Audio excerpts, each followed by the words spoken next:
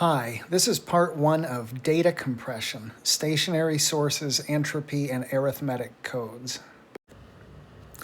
So here we have an introductory example that I'm hoping will motivate the material that we see in the rest of the chapter.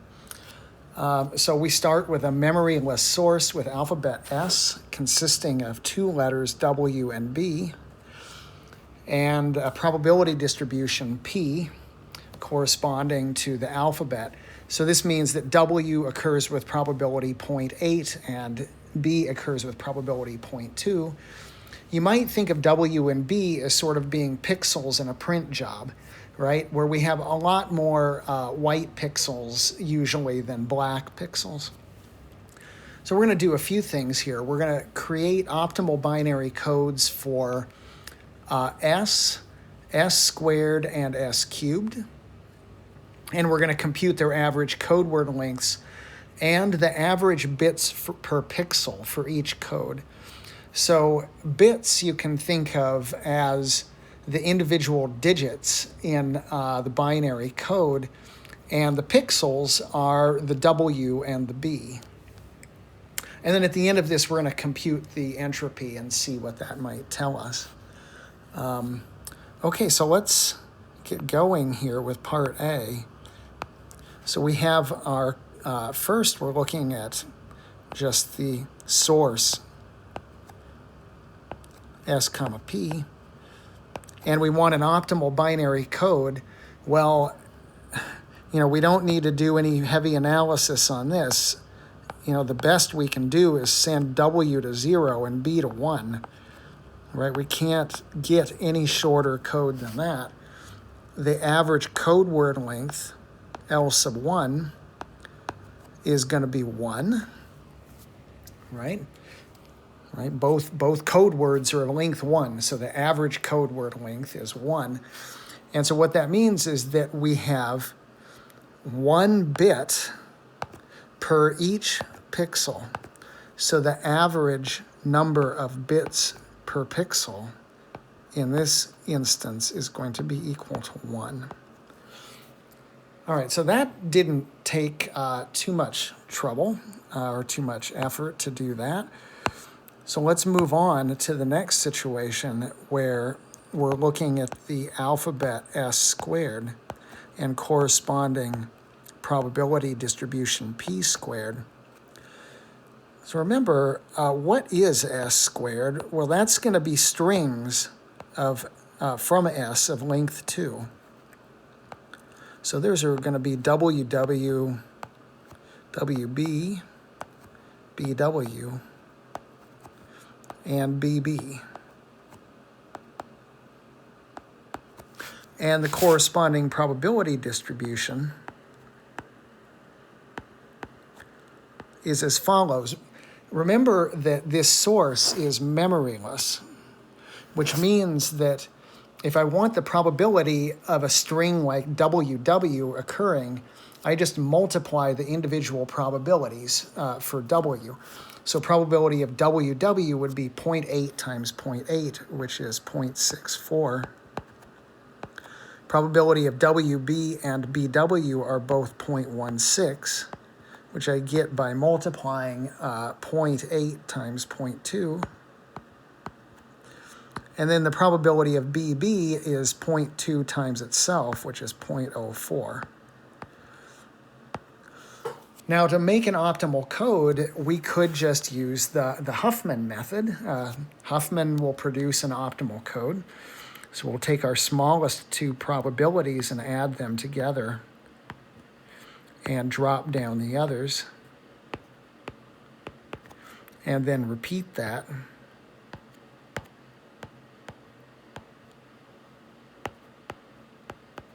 And again. And then to form the code, we ascend this tree. We get a 0 and a 1 there. The 0 lifts, the 1 splits to 1, 0, and 1, 1. The 0 and the 1, 0 lift, and the 1, 1 splits to 1, 1, 0, and 1, 1, 1. So this right here is our code. In fact, we would send WW would go to 0, WB maybe goes to 1, 0, BW goes to 1, 1, 0, and BBB goes to 1, 1, 1. So now our average code word length for that,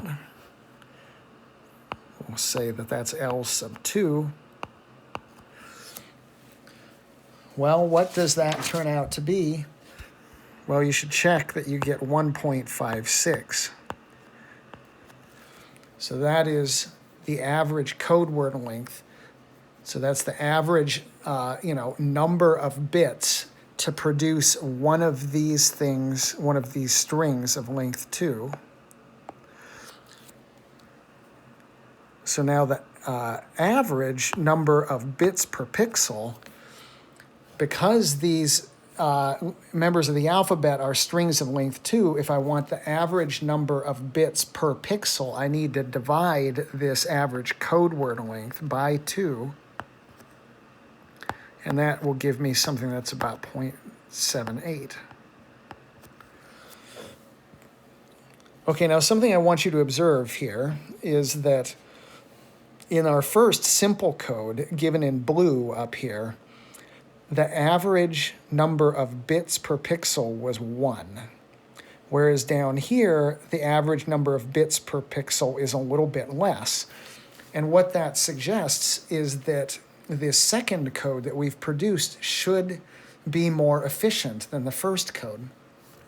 Now we can check this by, we can at least get a feeling for this by encoding a specific string. So what I did is I got a random number generator and produced a string of W's and B's according to our probability distribution. And so here you'll have to bear with me. I'm going to write down this string. So it's 18 characters long. So it's 4 W's, followed by a B, and then a WBWW,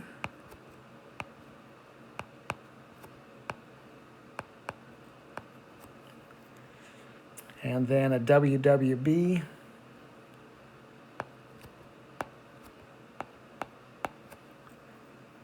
and WWW,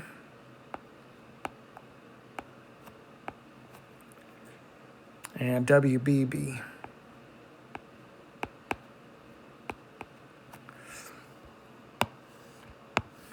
Okay, so I want us to imagine that we're going to use both of these codes to encode this message. So let's start with the blue code, right? The simple code where every single pixel, W or B, is just assigned to a 0 or a 1. So if we were to encode this message, this would become 0, 0, 0, 0, 1, 0, 1, 0, 0, 0, 0, 1, 0, 0, 0, 0, 1, 1. Okay, so that's the simple code. Now, what on S? Now, what about if we used the code where the alphabet was the strings of length 2, S squared? What would the code look like there? So here, the first string that we see is, or the first thing we see is a WW, and that's encoded as a 0 under this code. So WW gets encoded as a 0. BW is encoded as a 110. Again, we have a 110, 0, 1, 0, 0, 0, and then at the end we have a BB, which is encoded as a 111. So now let's count the number of bits that we used to encode that message. So we have 1, 2, 3, 4, 5, 6, 7, 8, 9, 10, 11, 12, 13, 14, 15, 16. Hopefully I've counted that correctly. So anyway, it looks like there are 16 bits that we have used here, whereas in using the simpler blue code, we used 18 bits. And then one might hope that if we go and produce an optimal code for strings of length 3, that we can do even better than that. Now let's tackle the situation where we're coding the alphabet consisting of strings of length 3 and corresponding probability distribution p cubed. In that situation, our strings look like this, right? So S3, so these are all strings of length 3. So like WWW, WWB, WBW, and BWW. Now we'll have strings with 2 B's, like WBB, BWB, BBW, and then finally we have the string of all B's. Right, so our alphabet, S cubed, consists of these objects. And there should be 8 of them. 1, 2, 3, 4, 5, 6, 7, 8. Okay, so we've accounted for all of them. And the corresponding probability distribution, remember that the source S, P is memoryless. So if I want to compute the probability of each of these strings occurring, I just multiply the individual probabilities of W and B. So for like WWW, I take 0.8 times 0.8 times 0.8. And when I do that, I should get 0.512. Now these next ones where there are 2 W's and a single B, the probability will be 0.8 times 0.8 times 0.2, and those are all going to be 0.128.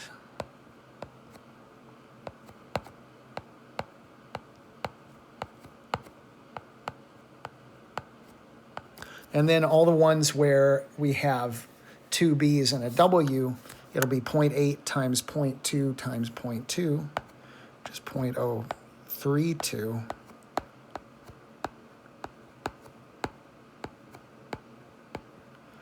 And then finally, for BBB, which is the most sort of rare thing that we have, the probability would be 0.008, because that's 0.2 times 0.2 times 0.2.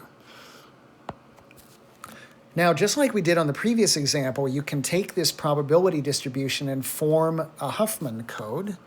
And if you do that, you should check that the code that you get for that consists of 0, 1, 0, 0, 1, 0, 1, 1, 1, 0, and then 1, 1, 1, 0, 0, and 1, 1, 1, 0, 1, and then 1, 1, 1, 1, 0, and finally 1, 1, 1, 1, 1. Okay, so our first code word, the one that corresponds to 3 W's, is the shortest one, right? It's just a single symbol, 0. Its length is 1. The next ones corresponding to the situations where we have 2 W's and a single B, those are all of length 3. And then when we have, then all the remaining code words, where we have 2 B's and a W, and even when we have just 3 B's, all those code words are of length 5. Now, if you go and you compute the average code word length for this code, you should get 2.184 And the average bits per pixel, so if we take this average code word length and then divide by 3, right, we're dividing by 3 because each letter in our alphabet really consists of a string of 3 things. And so if we're interested in the number of bits that are required to sort of do encode sort of like a single one of those things, then we need to divide this average code word length by 3. If you get that, do that, you should get something that's about 0.728.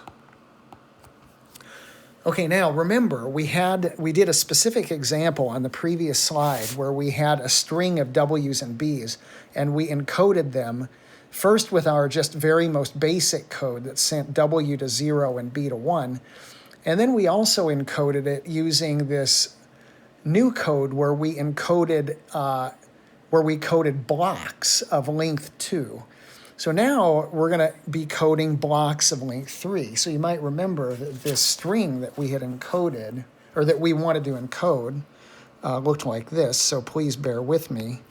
It's 4 W's and a B, and then a WBW,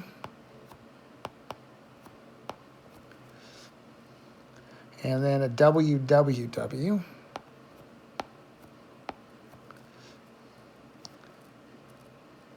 and then a BWW, and a WWBB.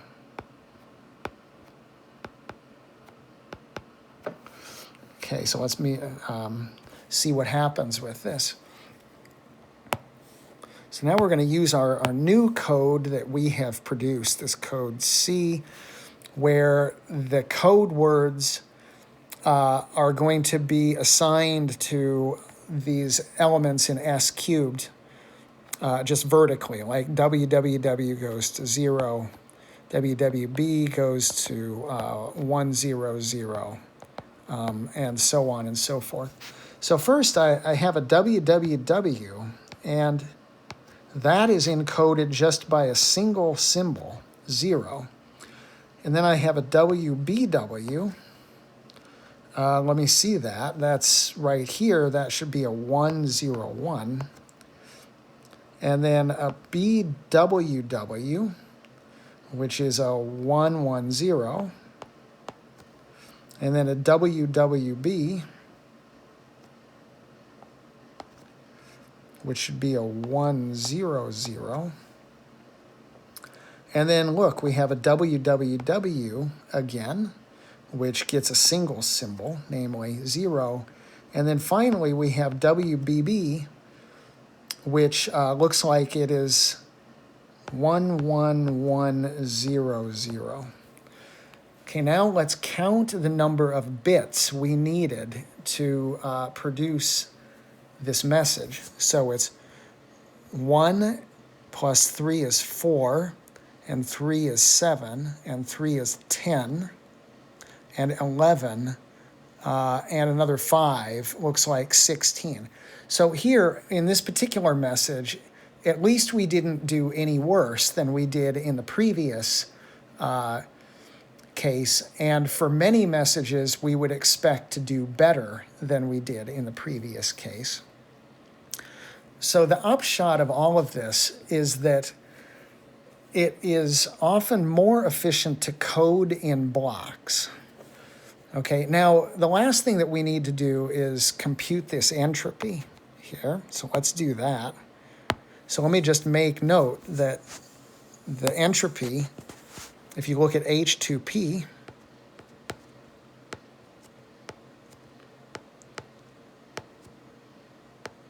remember that is just taking each of your probabilities, which would be 0.8 times the log of base 2 of 1 over 0.8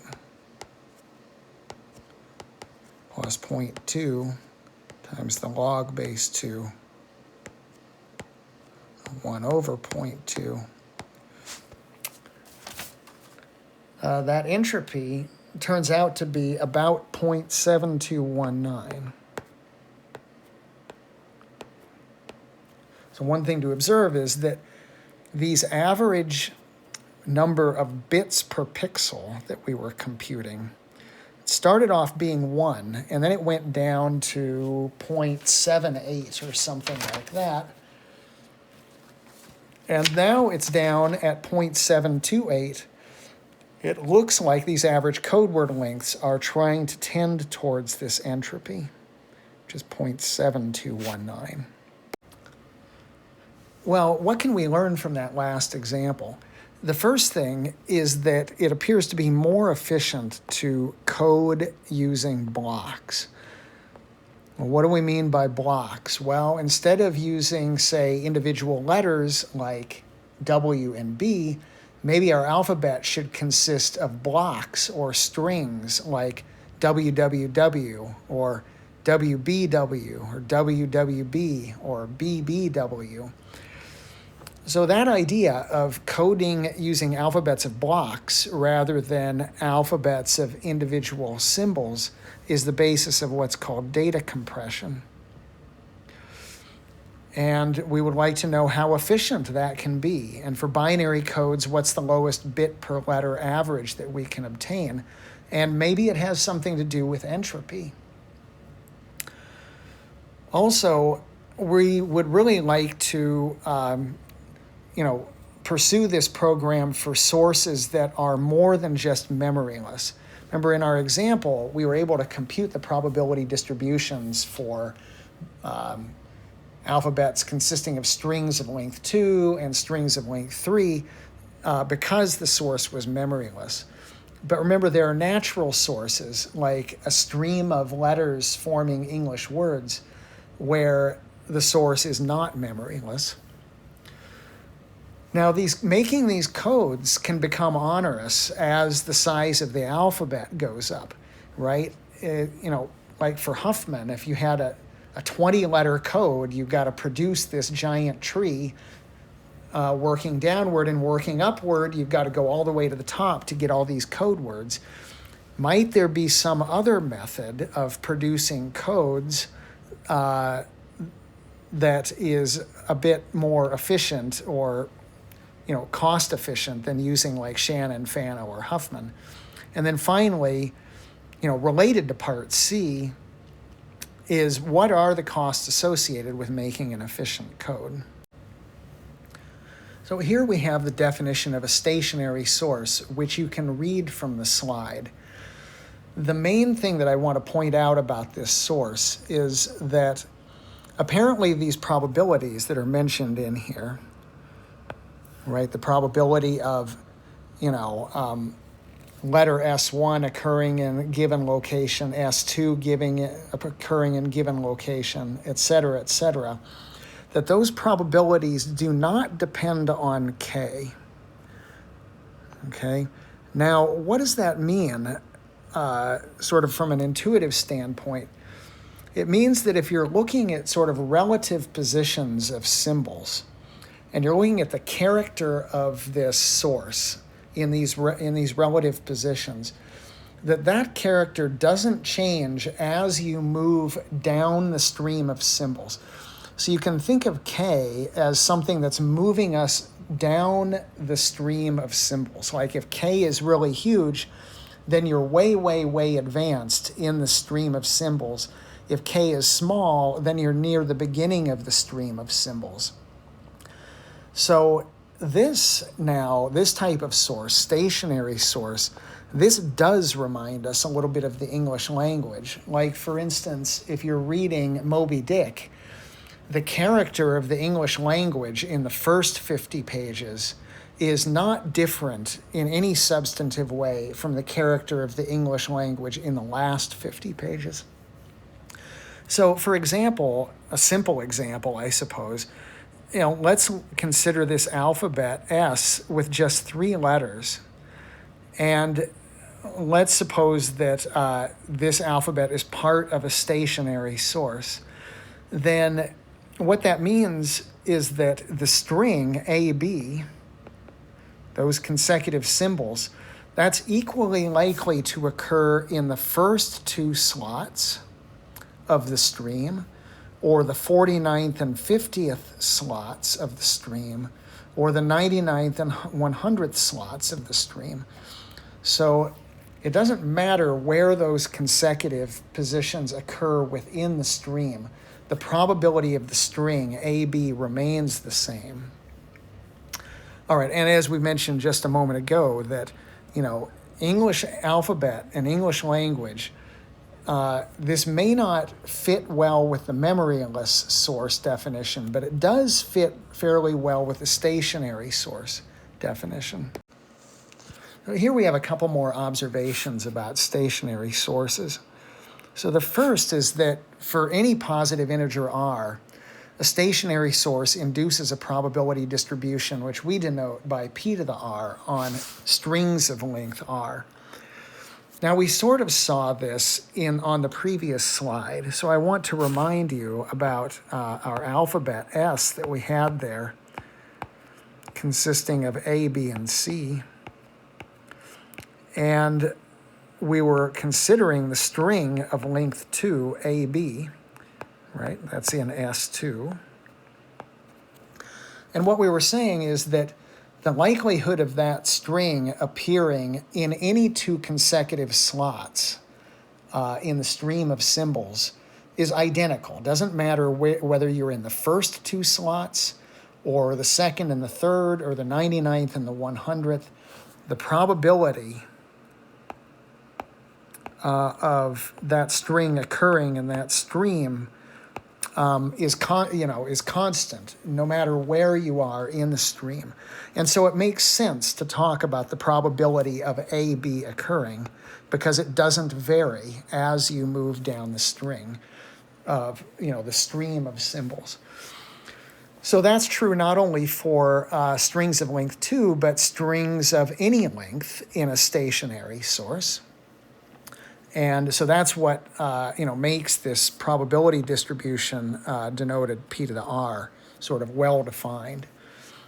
A memoryless source is an example of a stationary source. So memoryless sources are stationary, and the probability distribution on strings of length r, as we saw previously, how do you get that? Well, it's the probability of the first times the probability of the second times the probability of the rth letter of the alphabet.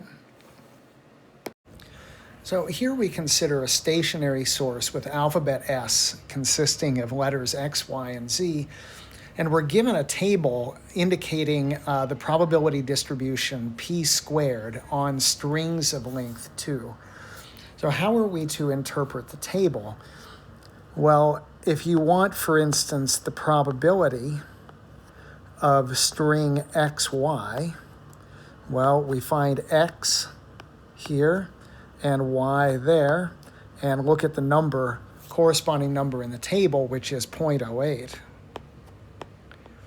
And that indicates the probability of string XY occurring somewhere in a stream of symbols.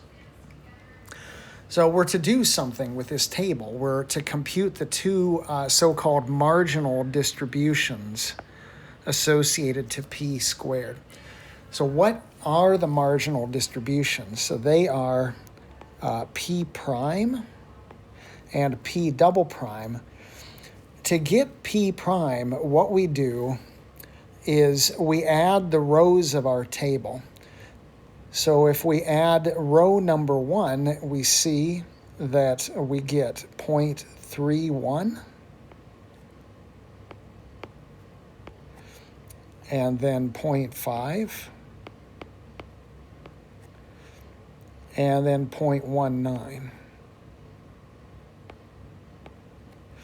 Right, so notice that this p prime, our first marginal distribution, is indeed a probability distribution, right? The numbers add up to 1, right? And what does it mean? Well, let's first compute the other marginal probability distribution, so this is p double prime. We get this by computing the sums of the columns of the table. So again, we get 0.31, 0.5, and 0.19. Now you might notice that these two marginal distributions are equal, and they should be for a stationary source like this, because what is P prime computing? Well, if you imagine a stream of symbols beginning with two blanks like this, what P prime is computing, like this first 0.31, this is the probability of xx plus the probability of xy plus the probability of xz.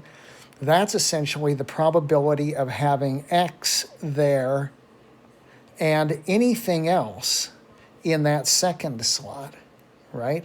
So that means that this 0.31 is the probability of having an x in that first slot right there. The 0.50, likewise, is the probability of having a y in this slot and anything else in that second slot. And similarly, the 0.19, and you look at P prime, that's the probability of having a z in the first slot and anything else in the second slot.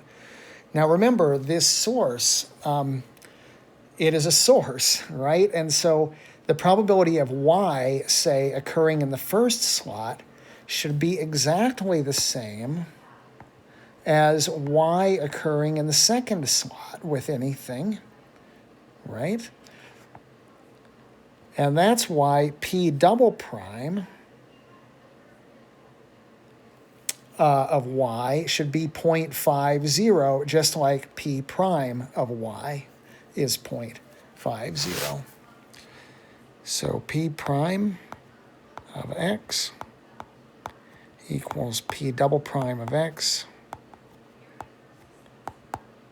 equals 0.31. P prime of y equals P double prime of y equals 0.50. And finally, P prime of z equals P double prime of z equals 0.19. Now, the next question is, what is P? So P, by P, we mean P1. That is the probability of each one of these symbols appearing individually in a stream of symbols. Well, it turns out that that answer is given by these marginal distributions, right? P1, the probability of, say, an x appearing in any given slot is given by either one of these marginal distributions. So P1 equals P prime equals P double prime. And that's just going to be 0.31, 0.50, and 0.19, where here the 0.31 means the probability of x occurring in a given slot, 0.50 probability of y occurring in a given slot, and 0.19 the probability of z occurring in a given slot. Okay, finally, we're asked whether the source is memoryless. Now, remember, if the source is memoryless, so if I take P2 of, say, the string XX, or I don't know, or of XY, say, right, we're told, according to the table, that the probability of that string is 0.08. If the source were memoryless, then that would have to be equal to the product of the probability of x and the probability of y. Well, the probability of x, according to part B, is 0.31. Probability of y, according to part B, is 0.50. And that is not equal to 0.08. And so since these two things do not agree, we know that the source is not memoryless.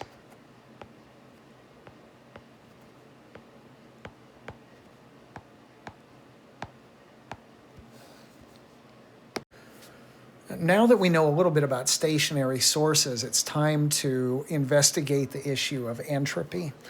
So I want you to remember from our previous work that we can compute entropy for a probability distribution P, and that sort of gives us a target value for the average code word length when we code a source S comma P.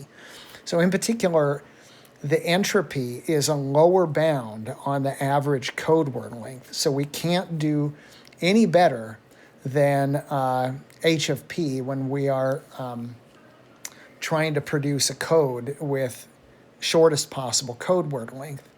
Now what we want is some kind of similar quantity that is going to give us a lower bound on the average number of bits per letter when we're coding a stationary source. This time, instead of using individual letters of S, though, we want to use blocks of length R. So we want a target for the average bits per letter when coding stationary source using blocks of length R. So we define the entropy of a stationary source S with probability distributions P to the R on strings of length R as being what's called the infimum of these quotients, of these individual entropies, H of PR divided by R. So what does this infimum do, Hickey, anyway? So what this is doing is it's picking out the greatest lower bound on these numbers. So greatest lower bound. So you can imagine this object right here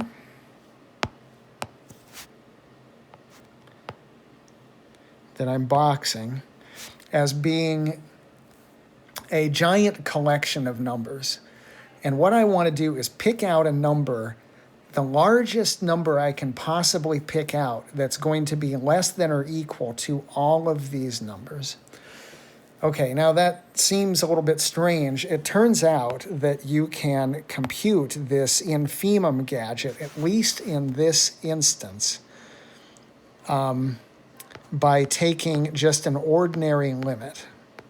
So it's going to be the limit as r goes to infinity of the entropy of the probability distribution on strings of length r divided by r. Here we list a few useful facts about the entropy of a stationary source.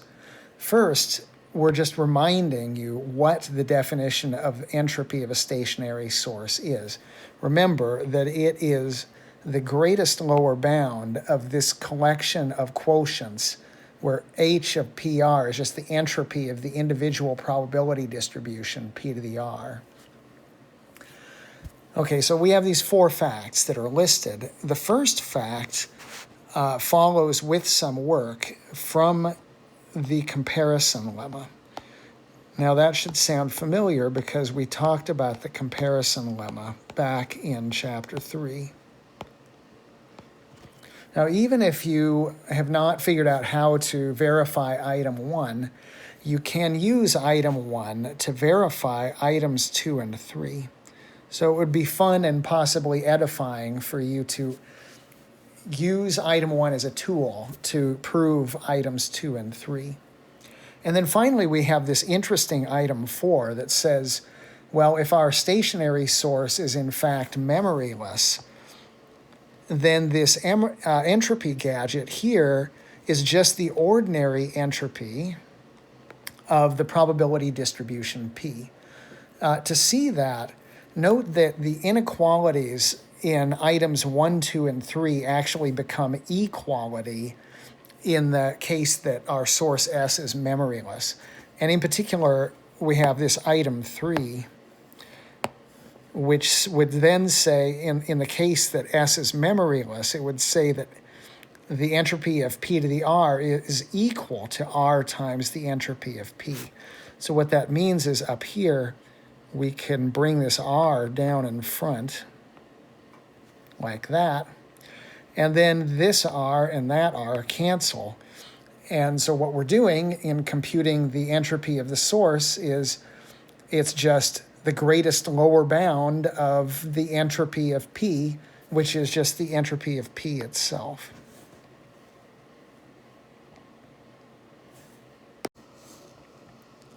Now that we've made our way through stationary sources and entropy, we arrive at a rather important coding theorem.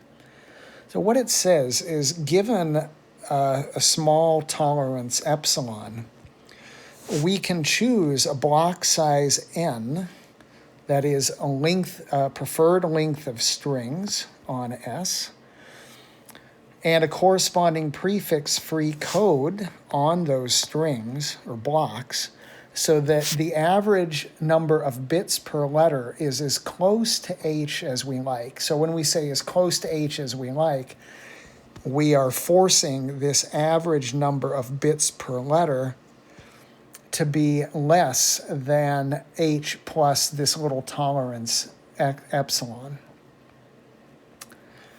So here in this quotient, the L sub n is the average code word length for the code on the strings of length n. Okay, here we briefly discuss the proof of this rather important coding theorem. So it begins by letting epsilon greater than 0 be given. Now, given this epsilon, we can pick an R so that this quotient, the entropy of P to the R divided by R, is less than the entropy of the source plus epsilon over 2. Why can we do that?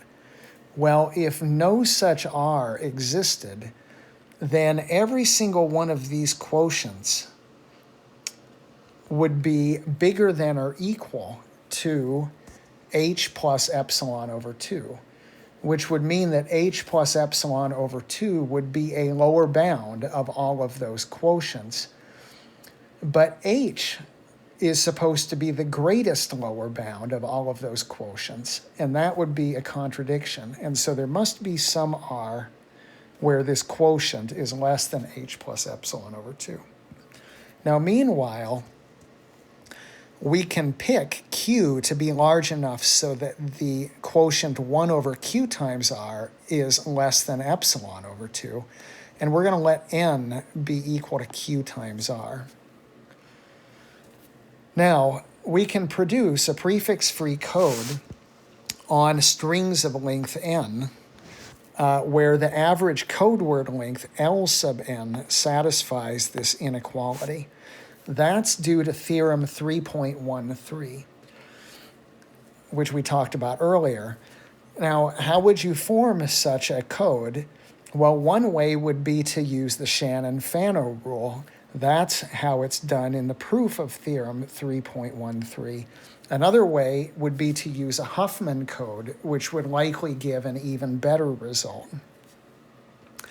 Now, we finish up with this giant string of inequalities, and I want you to just observe that embedded in this string of inequalities, we have that H is less than or equal to L sub n over n, which in turn is strictly less than H plus epsilon. So if we can make it through this chain of inequalities, we will have proved our theorem. Okay, well, we know that H, being the entropy of our stationary source, is less than or equal to any quotient of this form. But if you look at this inequality and you divide all sides of that inequality by n, you get that this is less than L sub n over n, which is less in turn than the entropy of P to the n over n plus 1 over n. Now in this inequality right here, we're doing two things at once. The first is we're remembering that 1 over n, that is 1 over q times r, is less than epsilon over 2. So that's giving us this. And then we're also remembering one of these items from a previous slide, item 2 or 3, one of these results about entropy, which gives us that this entropy is less than or equal to that entropy. Now, we're almost done, right? We started off by asserting that there was an R such that this quotient here is less than h plus epsilon over 2. And so we take that quotient here and replace it by h plus epsilon over 2. We obtain this, which simplifies to h plus epsilon, and that gives us the inequality that we seek, and therefore proves the theorem.